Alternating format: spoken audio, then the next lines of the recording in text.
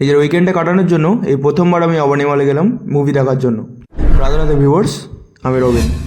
Mainly আমি একটি commerce কোম্পানিতে কর্মরত।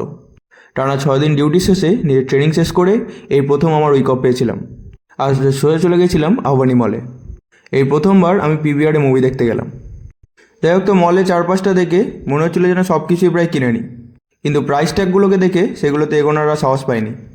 চারিদিকে এত পরিমাণ সব ছিল যে কোনটা ছেড়ে কোনটার দিকে যাই ভেবেই পাচ্ছিলাম না।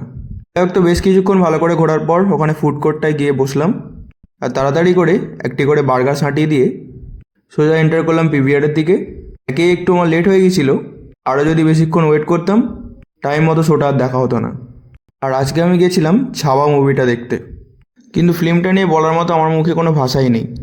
আমাদের ভারতবর্ষের ইতিহাসে মুঘল সাম্রাজ্যের এ নিয়ে এত কথা বলা আছে, সেই তুলনায় শিবাজি, সম্ভাজি আর আমাদের নেতাজির মতো মানুষকে নিয়ে তেমন বড় কিছুই লেখা নেই। ফিল্ম চলাকালীন আমার ডান বাম দুদিকেরই মানুষের চোখে শুধু জলটা ছিল। সাজেস্ট করবো যারা এখনও দেখোনি মুভিটা অবশ্যই দেখো। তারপর মুভি দেখা কমপ্লিট করে মলটাকে বিদায় জানিয়ে আস্তে আস্তে বেরিয়ে পড়লাম। তারপর রানিহাটিতে নেমে রানিহাটির বিখ্যাত রোল খেয়ে দিনটা শেষ করলাম আর ফিরলাম বাড়ি। তোমরা প্রত্যেকে খুব ভালো থেকো আর প্লিজ প্লিজ আমাকে ফলো করো। হরে কৃষ্ণা।